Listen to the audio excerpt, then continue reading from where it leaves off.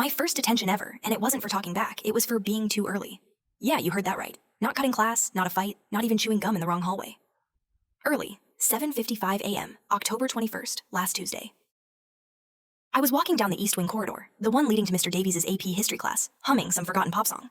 My backpack, a beat-up Jansport, felt heavy with textbooks. I'd woken up at 6 to finish the reading on the Peloponnesian War, the one about the Athenian plague and all the gruesome details. I'd even managed to grab a Monster Zero Ultra on the way, the white can clutched in my hand, still cold from the vending machine near the bus loop. The hallway was almost empty, just Mrs. Albright, the janitor, pushing her cart, the disinfectant smell chasing away the stale air.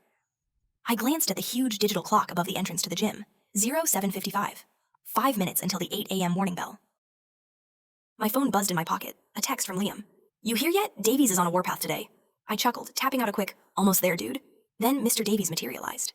He wasn't usually in the East Wing this early. His classroom, room 212, was further down, closer to the main office. He had this way of appearing, like he'd just phased through a wall, his tweed jacket always a little too tight, his spectacles perched on the end of his nose. He stopped dead, right in front of me, blocking the path to my locker. "Alex," he said, his voice low, not angry, but with that tone that meant business. "What are you doing out here?" I felt a knot in my stomach. "Just heading to my locker, Mr. Davies." "Got my history book out, but I need my math textbook." I gestured vaguely at my backpack. "Locker 247, right around the corner." He didn't budge, he just stared at my monster can. "You know the rules, Alex. Students are not permitted in unmonitored hallways more than 5 minutes prior to the first period bell.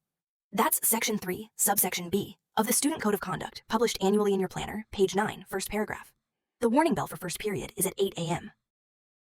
"What time is it now?" I felt a flush creep up my neck. 7:55, sir?" He nodded slowly.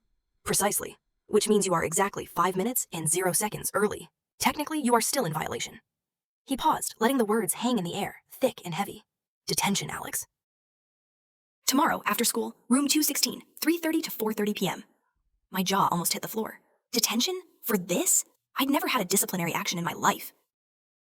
My school ID, with its faded Seahawk logo and my awkward freshman picture, had always been a symbol of my perfect attendance and clean record. My parents, both sticklers for rules, would flip. "But Mr. Davies," I started, "the bell hasn't even rung, I was just—" He cut me off, holding up a hand. "No excuses, Alex. Rules are rules. Zero tolerance. You know this. The school implemented these measures after the incident last year with the fire alarm. They're strict about hallway monitoring before 8 a.m. Now, get to your locker and be in class, on time." He emphasized on time like I was already late. I just stood there, the cold can feeling suddenly heavy, my mind racing. This couldn't be right. 5 minutes before the bell. That's when the warning bell rings. The actual class bell rings 5 minutes after that. Something felt off. The air, usually just smelling of floor wax, now seemed to carry a faint metallic tang, like old coins. It was like he was waiting for me. But why? I shuffled past him, my perfectly clean record suddenly feeling stained. The idea of explaining this to my mom was making my stomach churn. She'd asked to see the student handbook, cross-reference the timing, maybe even call the school. This was going to be a nightmare, all because I was 5 minutes early for class. It felt so arbitrary, so personal. Was Liam right?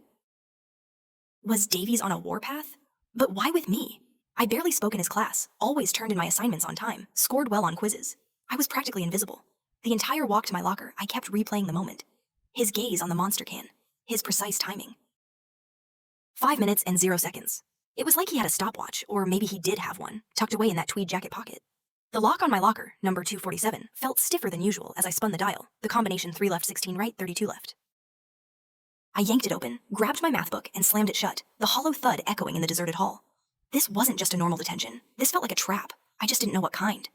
And that's when the seed of doubt, tiny and sharp, began to sprout in my mind.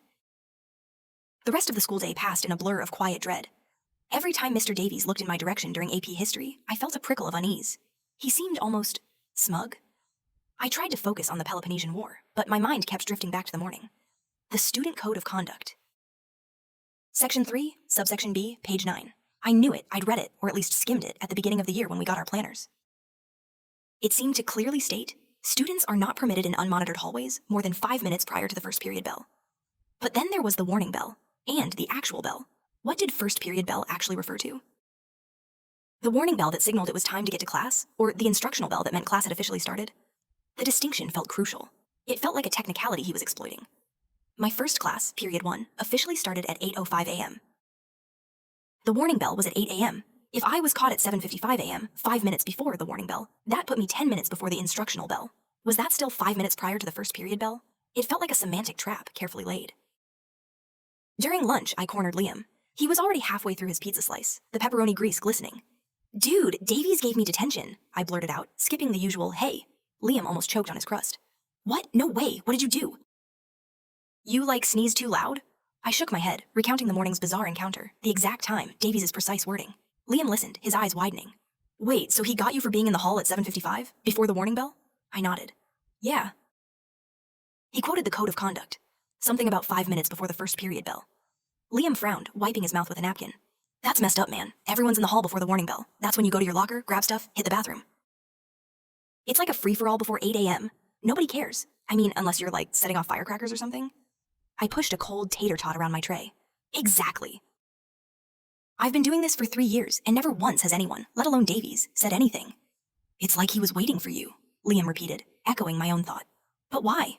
We sat in silence for a moment, the usual cafeteria din fading into the background. I pulled out my planner, flipping quickly to page 9. "Here it is," I mumbled, tracing the words with my finger. Section 3, subsection B. Students are not permitted in unmonitored hallways more than 5 minutes prior to the first period bell. And then, I continued, scanning further down, it says, the school bell schedule is posted on the district website and in all classrooms. So the first period bell could mean either the warning bell at 8 a.m. or the instructional bell at 8:05 a.m. Liam leaned closer. "But if it means the warning bell, then 7:55 is exactly 5 minutes before it. If it means the instructional bell, then 7:55 is 10 minutes before it, which is still more than 5 minutes. So he's got you either way, based on a literal reading." My heart sank. He was right. On paper, it looked airtight, but it felt wrong. Deep down, I knew it felt wrong. It felt like a technicality designed to catch someone, not to uphold order. It was too precise, too pedantic. And the way he had looked at me, it wasn't just about the rule, it was about me. That night, I couldn't sleep. The numbers kept swirling in my head. 7:55 a.m., 8 a.m., 8:05 a.m. 5 minutes, 10 minutes. The sterile wording of the student code of conduct felt like a legal document, not a guide for high schoolers. My mind kept replaying Davies' expression, the slight smirk I thought I'd seen hidden beneath his usual stern demeanor. I finally got up, pulled on a hoodie, and went to the kitchen. Mom was still up, grading papers at the dining room table, her glasses perched on her nose. She taught middle school English, so she knew her way around school policies. I explained everything, carefully, trying to sound factual, not whiny. She listened, her pen paused over a student's essay. When I finished, she took off her glasses and rubbed her temples. "Alex, honey, that does sound overly strict, especially for you. You've never been in trouble." I nodded. "I know, right? And the way he said it, like he was waiting. He even knew the exact subsection." She picked up her phone. "Let's check the district website." They have the official bell schedule there, not just the one printed in your planner. Sometimes there are nuances. We navigated to the Northwood School District site, clicked on High School, then Bell Schedule. A PDF popped up. I zoomed in. "Okay, here it is," Mom said, reading aloud. "Warning bell, 8 a.m. Period 1 starts 8:05 a.m. Lunch, 12:35 p.m. to 1:05 p.m. She scrolled down. "And here's the early morning access policy link. Let's see what that says." My heart rate picked up. This was it, the detailed regulations. She clicked the link. A new PDF loaded, titled NDHS Early Access and Hallway Monitoring Policy, Revised Fall 2023. Date of last revision, September 8th. "Okay," she said, reading carefully. It states, students are permitted in school buildings beginning at 7:30 a.m. Unmonitored hallways are to be cleared of students by 7:55 a.m. Students found in unmonitored hallways between 7:55 a.m. and the 8 a.m. warning bell will receive a verbal warning for the first offense. Subsequent offenses will result in a 30-minute administrative detention. Students found in unmonitored hallways after the 8 a.m. warning bell and before the 8:05 a.m. instructional bell will receive a 1-hour administrative detention. My eyes widened and I felt a surge of adrenaline, cold and sharp. "Mom, read that first part again." She reread it. Unmonitored hallways are to be cleared of students by 7:55 a.m. Students found in unmonitored hallways between 7:55 a.m. and the 8 a.m. warning bell will receive a verbal warning for the first offense. I slammed my hand on the table, careful not to disturb her papers. A verbal warning. It says a verbal warning for the first offense. He gave me an hour-long detention, room 216, 3:30 to 4:30 p.m. That's for subsequent offenses, or for being caught after the 8 a.m. warning bell. I was caught at 7:55 a.m., right when the clock clicked over. My mom's brow furrowed. She reread the section several times, her lips moving silently. "You're absolutely right, Alex. For being in the hallway at 7:55 a.m., technically your first offense, you should have received a verbal warning, not an hour-long detention. This is a clear discrepancy." He completely overstepped the stated policy. A cold, hard realization settled over me. This wasn't just overly strict. This was a deliberate misapplication of the rules. He hadn't just made a mistake, he had lied. And the stakes, which had already felt high for my clean record, suddenly felt even higher. It wasn't about me being too early anymore. It was about him, and whatever his real agenda was. The silence in the kitchen, usually comforting, now felt charged with a new, unsettling tension. I felt a surge of anger, hot and righteous, replacing the earlier dread. This wasn't just some misunderstanding. Mr. Davies, a teacher I had always respected, had consciously, deliberately, twisted the rules to give me a detention I didn't deserve. A verbal warning for a first offense. That was the official policy, spelled out right there in black and white, revised only a month ago. He'd cited Section 3, Subsection B, page 9 of the planner, but clearly hadn't adhered to the actual enforcement details of the early access and hallway monitoring policy. The planner was a summary. The website PDF was the detailed binding document. This was a blatant abuse of power. My mom, usually calm and composed, had a tight frown on her face. This is unacceptable, Alex. You need to address this. This isn't just about your detention. It's about due process. Teachers are held to these policies too. She slid her laptop across the table to me. Print this out. Highlight the relevant section. You need to take this with you tomorrow. The next morning, I woke up with a new resolve. The Monster Zero Ultra felt different in my hand, not a comfort, but a prop in a battle I was about to wage.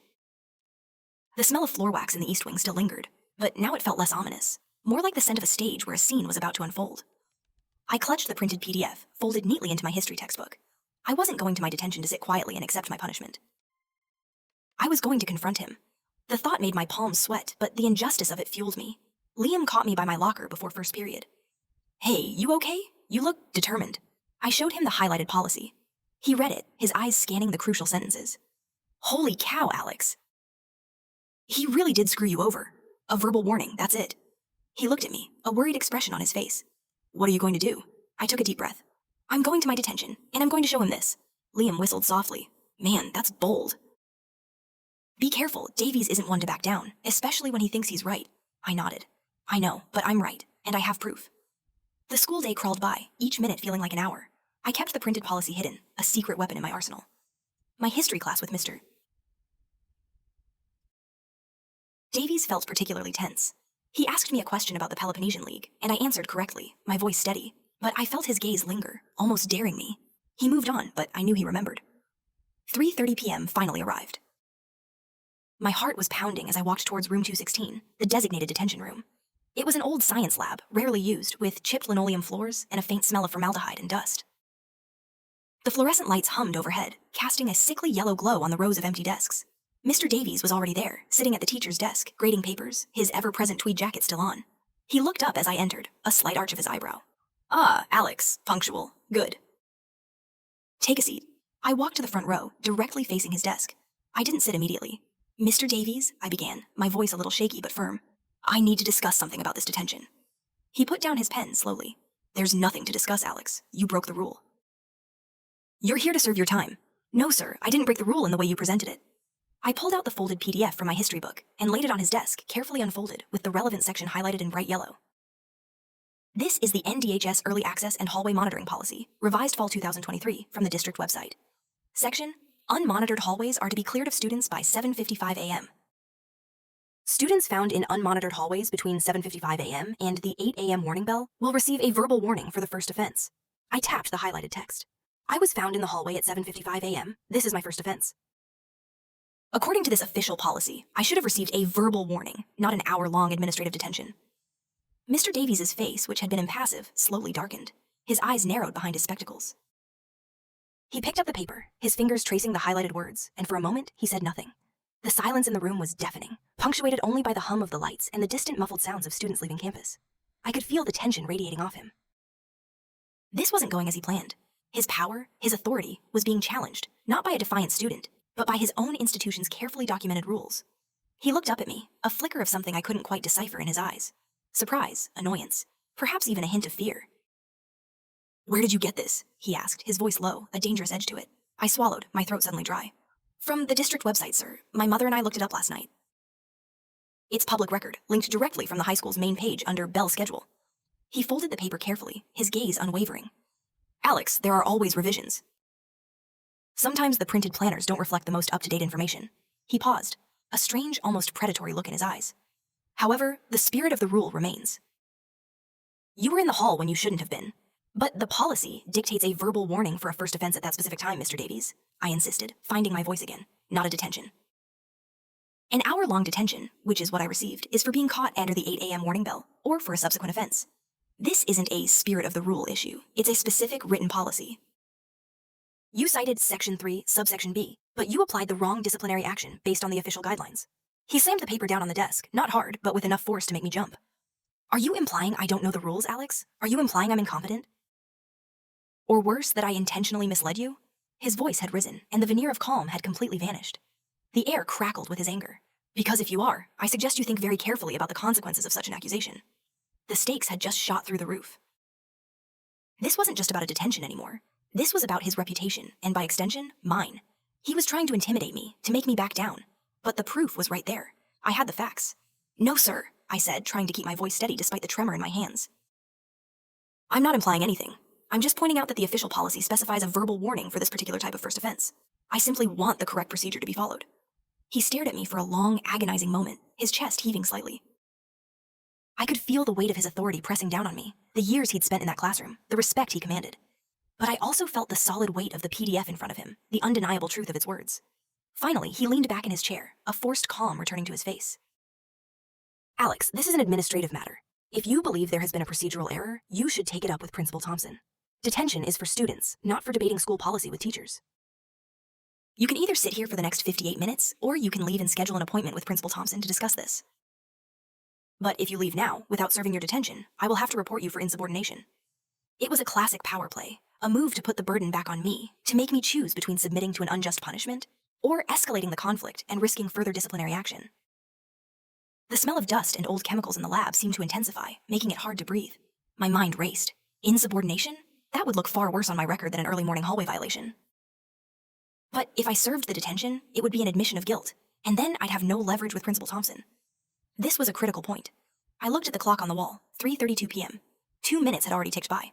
I had to decide, and quickly. Sir, I said, my voice barely above a whisper, I am choosing to take this to Principal Thompson. I believe a significant procedural error has occurred, and I request that this detention be rescinded while the matter is reviewed. I picked up my history book, carefully sliding the highlighted policy back inside. I turned to leave. Very well, Alex, Mr. Davies said, his voice cold and devoid of any warmth. Expect a report to Principal Thompson regarding your insubordination by end of day, and I will, of course, include your attempt to circumvent the disciplinary process with a poorly researched policy document. Good luck with that. The words stung, but I kept walking, my back straight, refusing to look back. My hands were shaking, and my heart was hammering against my ribs, but I felt a small, fierce triumph. I hadn't backed down. Outside the detention room, the hallway was deserted, the silence eerie. My backpack felt even heavier now, not with books, but with the weight of the confrontation, the uncertainty of what came next. Poorly researched policy document. He knew it wasn't poorly researched. He knew it was the official, current document. He was just trying to discredit me, to sow doubt. I pulled out my phone. 4:20 p.m. I scrolled through my contacts and found Mrs. Jenkins, the principal's secretary. I quickly typed out a concise email. Subject, urgent, meeting request with Principal Thompson. Dear Mrs. Jenkins, I am writing to request an urgent meeting with Principal Thompson regarding a disciplinary matter that occurred today. I believe there has been a significant procedural error regarding a detention issued by Mr. Davies. I have official school district documentation to support my claim. I was instructed by Mr. Davies to bring this matter directly to the principal's attention. I am available after school tomorrow, or during my free period on Thursday, period 5. Please let me know Principal Thompson's availability. Thank you, Alex Petrov. Student ID 11789. I hit send. The small sent notification was a tiny flicker of hope in the overwhelming anxiety. The next morning, an email from Mrs. Jenkins landed in my inbox. Subject, meeting with Principal Thompson. Dear Alex, Principal Thompson has reviewed your request. She can see you tomorrow, Thursday, during your free period, period 5, at 11:30 a.m. Please come to the main office. Bring all relevant documentation. Thank you, Mrs. Jenkins. A wave of relief washed over me, quickly followed by a fresh surge of nervousness. Thursday. That was tomorrow. I had 24 hours to prepare. 24 hours for Mr. Davies to tell his version of the story. I needed more than just the policy document. I needed to bolster my case, to prove this wasn't just a simple mistake on his part. This felt like a setup. But how deep did it go? And why me? I decided to go back to the source. The bell schedule. That was the key. Davies had cited the 5-minute rule, but the specific wording about the first period bell felt like a red herring. It seemed designed to create ambiguity. Why would a policy be written with such a specific timing, 7:55 a.m., if it wasn't meant to be strictly adhered to? What if this wasn't just about my detention? What if he was doing this to other students, exploiting a technicality or a vague wording in the planner? After my last class, I walked past Mr. Davies' classroom, room 212. The door was slightly ajar. I heard voices inside. Mr. Davies and, surprisingly, Coach Miller, the football coach. They were talking in hushed tones, but I caught a few phrases. This kid, scholarship, can't afford a mark. The word scholarship made my blood run cold. I was a strong academic student, but my family wasn't wealthy. A scholarship for college was essential. Was this about my scholarship? It couldn't be. I hadn't even applied yet. What leverage could Davies have? I waited until the coast was clear, then peered into the classroom. On the wall, next to the whiteboard, was the official laminated bell schedule, printed out and posted as per school regulation. I pulled out my phone and quickly snapped a clear picture. The schedule, large and bold, confirmed everything from the district website. Warning bell, 8 o'clock a.m., period 1, start 8:05 a.m. And then, tacked right below it, was a printed copy of the Early Access and Hallway Monitoring Policy, the exact same PDF my mom and I had found. So he had access to it. He couldn't claim ignorance. He knew what the policy stated about a verbal warning for a first offense. He knew, and yet he had given me detention. This solidified my conviction. This was premeditated. This was personal. This wasn't a mistake. He wanted me to have that detention, that mark on my record. But why? I spent the evening meticulously compiling my evidence. I printed out the email exchange with Mrs. Jenkins, showing my proactive attempt to resolve the issue. I made sure to include the exact timestamp of my email, 4:21 p.m. on Wednesday. I printed out the screenshot of the bell schedule from his classroom wall, with the date and time of the photo clearly visible on my phone's metadata, 3:48 p.m., Wednesday. This proved he had the updated policy prominently displayed in his own room. I even went so far as to pull up the district's archived versions of the student handbook online, going back 2 years, just to confirm that the verbal warning for first offense clause for early hallway access had been consistently present, or at least the detention level for that specific infraction was always lighter than what I received. It was. The policy, in various forms, had always stipulated a warning for a first offense in that specific time window. No immediate administrative detention for a simple too early infraction. I also remembered a peculiar detail from that morning when Mr. Davies had confronted me. He'd specifically mentioned my Monster Zero Ultra can. He just stared at my Monster can. It felt like a throwaway line then, but now, in hindsight, it felt significant. Why mention that? It wasn't against school rules to have an energy drink. Unless it was part of a pattern, part of his pattern. I started doing some digging online. I looked up Mr. Davies Northwood High on the local news sites, on community forums, anywhere I could find information. Nothing scandalous, just standard stuff about school events, a mention of him coaching the debate team a few years back. Then I branched out. I searched for teacher disciplinary actions, Northwood School District. Still nothing specific. I needed to connect some dots. Why me? Why the scholarship mentioned by Coach Miller? I wasn't a star athlete, so it couldn't be about that. My academic record was excellent, true, but I wasn't the only one. There were a handful of other students vying for the top academic scholarships. Could he be trying to sideline me? But for whom? And how would a single detention, even an unjust one, derail a scholarship application? Most colleges asked for explanations for disciplinary actions, and with my evidence, I could easily defend myself. Unless there was more to it. Unless this detention was just the first step. The more I thought about it, the more insidious it seemed. If he could get me to accept an unjust detention, what else could he push? What if he was trying to establish a pattern of my rule-breaking behavior? The next day, Thursday, period 5, 11:30 a.m. My stomach was a knot of nerves as I walked to the main office. The familiar scent of coffee and printer ink filled the air. Mrs. Jenkins smiled kindly as I approached her desk. "Alex, Principal Thompson is ready for you. Go right in." She pointed to the large oak door. I took a deep breath, adjusted my backpack, and knocked. "Come in," a firm voice said. Principal Thompson was sitting behind her large, imposing desk, her expression unreadable. She was a no-nonsense woman, mid-50s, with kind but sharp eyes, Mr. Davies was already there, sitting in one of the guest chairs, his arms crossed, a look of stiff disapproval on his face. My heart sank. He had gotten his version in first. "Alex," Principal Thompson began, gesturing to the empty chair facing her desk. "Thank you for coming, Mr. Davies has already informed me about the situation. He has filed a report regarding your insubordination yesterday and the initial incident on Tuesday morning. He states that you were in the hallway at 7:55 a.m., which is a violation of school policy, and that you refused to serve your duly assigned detention, challenging his authority and questioning his judgment." I felt a flush creep up my neck. He had twisted it, making me sound like a disrespectful rebel. But I was ready. "Principal Thompson," I started, trying to keep my voice steady. "With all due respect to Mr. Davies, there are some significant discrepancies in his account, and in the disciplinary action he took. I have brought documentation to support my side of the story." I pulled out my neatly organized folder, placing it on her desk. First, I explained, opening the folder to the highlighted Early Access and Hallway Monitoring Policy PDF. According to this official district policy, revised September 8th, students found in unmonitored hallways between 7:55 a.m. and the 8 a.m. warning bell for a first offense are to receive a verbal warning. Not a 1-hour administrative detention. This was my first offense. I was caught at precisely 7:55 a.m. I pushed the document across to her. She picked it up, her eyes scanning the highlighted text, then she looked pointedly at Mr. Davies. He shifted uncomfortably in his chair, but said nothing. Second, I continued, Mr. Davies told me this policy was poorly researched when I presented it to him. However, this same policy is prominently displayed in his own classroom, room 212, right below the laminated bell schedule. I have a time-stamped photo from yesterday, 3:48 p.m., showing it on his wall. I presented the screenshot, clearly showing the policy and the bell schedule, the time and date embedded in the image. Principal Thompson took both documents, studying them carefully. She glanced from the printed policy to the photo, then back again. Her gaze lingered on the two documents for a long moment before she looked at Mr. Davies. Mr. Davies, she said, her voice calm but firm, is this policy displayed in your classroom? He hesitated, then cleared his throat. Yes, Principal Thompson, it is, but as I explained to Alex, there can be nuances, and I believed that his early presence combined with the general need to enforce punctuality warranted a more direct disciplinary action.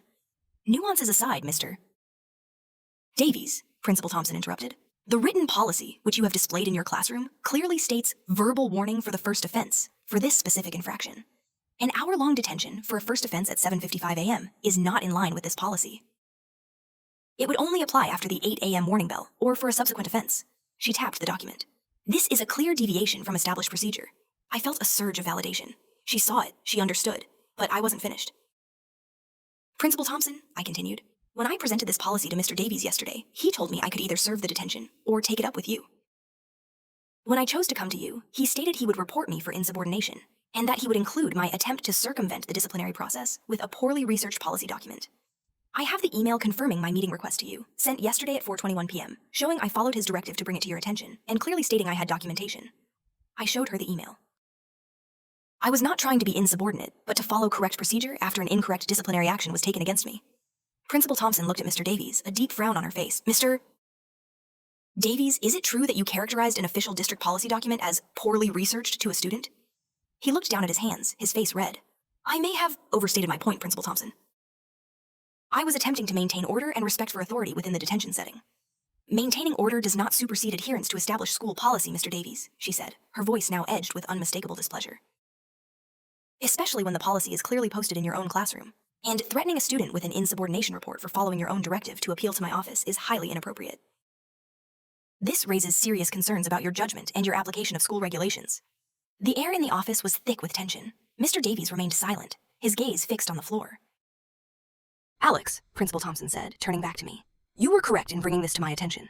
The detention issued to you by Mr. Davies is hereby rescinded. It will be removed from your student record immediately. You will not be marked for insubordination. I let out a breath I didn't realize I'd been holding. A wave of relief washed over me. This was it, the justice I had fought for. But Principal Thompson wasn't done. She looked sternly at Mr. Davies. Mr. Davies, your actions in this matter are deeply concerning. Not only did you misapply school policy, but you then attempted to intimidate a student who correctly identified your error and sought appropriate recourse. This is a serious breach of professional conduct. We will need to have a further discussion about your understanding and application of school policies, and your interactions with students. She paused, then added, effective immediately, you will be placed on administrative leave while we conduct a full review of your conduct, specifically concerning your disciplinary actions over the past academic year. Your classes will be covered by a substitute teacher starting Monday. Mr. Davies' head shot up, his face pale. Administrative leave? Principal Thompson, with all due respect, this is an overreaction to a minor misunderstanding. A minor misunderstanding that resulted in an unjust detention for a student with a perfect record, Mr. Davies, and an attempt to discredit an official policy. And I'm afraid, based on previous informal complaints, this is not an isolated incident. I have received other reports of students feeling unfairly targeted or subjected to overly harsh disciplinary actions from you. This review is long overdue. Then Principal Thompson turned back to me, her expression softening slightly. Alex, thank you for your courage in bringing this forward. It takes a great deal of strength to stand up for what's right, especially when facing an authority figure. Your record is clear. You are dismissed. I mumbled a quick, thank you, Principal Thompson, gathered my folder, and quickly exited the office, leaving Mr. Davies and the principal to their heated discussion. The fluorescent lights in the main office now seemed brighter, the air clearer. The smell of coffee and printer ink no longer felt suffocating, but oddly comforting. The weight in my backpack was gone. I had won. 3 weeks later. Mr. Davies did not return to Northwood High. The district completed its review, and though the official statement was vague, citing violations of professional conduct standards, the unofficial word circulating among teachers was that his pattern of overly strict and sometimes arbitrary disciplinary actions, combined with his attempted intimidation tactics, led to his termination. A new history teacher, Ms. Rodriguez, joined us, and her classes were a breath of fresh air, engaging, fair, and focused on learning, not on catching students in technicalities. My record was indeed completely cleared, and the incident didn't affect my college applications. I learned a critical lesson about standing up for myself, about the importance of knowing the rules, and about the power of undeniable facts. The bell schedule, that mundane, overlooked document, became my sword and shield. It taught me that even the smallest, most overlooked details can unravel the biggest deceptions. And I still drink Monster Zero Ultra, but now I make sure I'm in my classroom a full 15 minutes before the warning bell.